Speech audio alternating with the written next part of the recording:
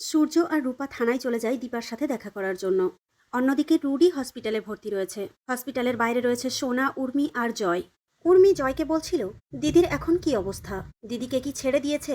জয় রেগে যায় উর্মির কথায়, বলে উর্মি তোমার দিদির জন্য এখনো তোমার মায়া হচ্ছে। উর্মি বলে ভুলে যেও না জয়, ও কিন্তু আমার দিদি হয়। হ্যাঁ, ওর উপরে আমার রাগ রয়েছে, কিন্তু ও জেলে থাকুক এটা আমি চাইবো না। সোনা এসে উর্মির কথা শুনে ভীষণ রেগে যায়, বলে কাকিয়া তোমার দিদি হতে পারে আমার মা, কিন্তু উনি আমার সবচেয়ে বড় শত্রু। এর শাস্তি ওনাকে পেতেই হবে, আমি দেব ওনার শাস্তি। এদিকে সূর্য দীপার কাছে গিয়ে বলছে দীপা কেন করলে তুমি এটা, আমাদের সবাইকে না বলে কেন চলে এলে। দীপা বলে এটা আমার শাস্তি, আমাকে পেতেই হতো ডাক্তারবাবু। দীপা সূর্যকে বলছে আপনি প্লিজ আমাদের মেয়েদেরকে দেখে রাখবেন। সূর্য বলে কিন্তু তোমাকেও তো আমাকে দেখতে হবে। দীপা বলে আপনি চাইলেও পারবেন না ডাক্তারবাবু। সূর্য বলে আমাকে পারতেই হবে, আমি তোমাকে এভাবে দেখতে পারবো না দীপা। মা আর বাবা কথা বলছে, দূর থেকে রূপা দাঁড়িয়ে দেখছে। সূর্য দীপাকে বলে দীপা গুলি চালানোর আগে একটাবার আমাকে বলতে পারতে।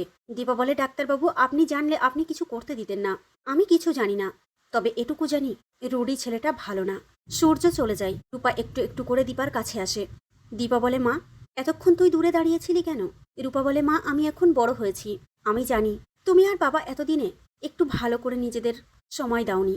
দীপা রূপাকে বলছে রূপা মা আমার, তুই আমাকে কথা দে, সোনা তোকে ভুল বুঝলেও হাত ছেড়ে চলে গেলেও তুই সোনার হাত শক্ত করে ধরে রাখবি, ওর বিপদে সবসময় তুই পাশে থাকবি। রূপা দুঃখ করে বলে মা সোনা আমার হাত ধরলো আর কোথায়, যাই হোক আমি দেখে রাখবো সবাইকে।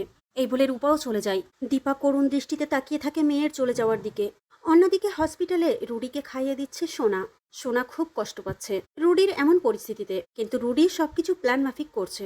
সোনার ব্রেন ওয়াশ করেছে, সোনা কিছুই বুঝতে পারছে না। ডাক্তার নার্স সবকিছু রুডিরই সাজানো প্ল্যান, কিন্তু বোকা সোনা কিছুই বুঝতে পারছে না। রুডি তার মায়ের কাছে ফোন করে, বলে মা সব প্ল্যান সাকসেসফুল, সোনাকে আমি নিজের কবজায় নিয়ে নিয়েছি, তুমি কোনো চিন্তা করো না। আর মা হসপিটালে আমার একা একা বোর লাগছে, হসপিটালের খাবার কিছুই ভালো লাগছে না, তুমি তোমার হাতের স্পেশাল বিরিয়ানি করে আমার জন্য তাড়াতাড়ি পাঠিয়ে দাও। এই বলে রুডি ফোন রেখে দেয়। তারপর তার বন্ধুদের সাথে আনন্দে মেতে ওঠে। সোনা আসলে সোনার সামনে অসুস্থতার ভান করে থাকছে। সোনা রুমের বাইরে গেলে ডাক্তার বন্ধুদের সাথে হাসি ঠাট্টায় মেতে উঠছে। কিছুক্ষণের মধ্যেই রুডির বাড়ি থেকে বিরিয়ানি চলে আসে। রুডি মজা করে করে খাচ্ছে। রুডির বন্ধুরা তাড়া দিচ্ছে যে তাড়াতাড়ি খা, সবাই দেখে ফেললে গন্ডগোল হয়ে যাবে, কেস উল্টো দিকে ঘুরে যাবে। রুডি বলে আমি এত কাঁচা ছেলে না, আমি সূচ হয়ে ঢুকেছি, ফাল হয়ে বের হব। আমি এক এক করে সেনগুপ্ত পরিবার ধ্বংস করব।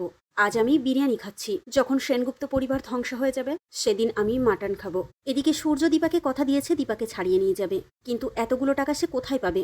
সূর্য চিন্তা করে নেয় যে সে ডাক্তারি আবার শুরু করবে, সার্জারি করলে অল্প দিনে অনেকগুলো টাকা ইনকাম করতে পারবে। সূর্য হসপিটালে ফোন করে, তারপর ড্রেস করে নেয় হসপিটালে যাওয়ার জন্য। রূপা সূর্যকে গোছগাছ করিয়ে দিচ্ছে। সূর্যকে রেডি করিয়ে রূপা আয়নার সামনে নিয়ে আসে বাবাকে। সূর্যকে বলে দেখো বাবা, তুমি সেই আবার আগের সূর্য সেনগুপ্ত হয়ে গিয়েছো, ডক্টর সূর্য সেনগুপ্ত। সূর্য আয়নার দিকে তাকিয়ে নিজের অতীতের কথাগুলো চিন্তা করছে।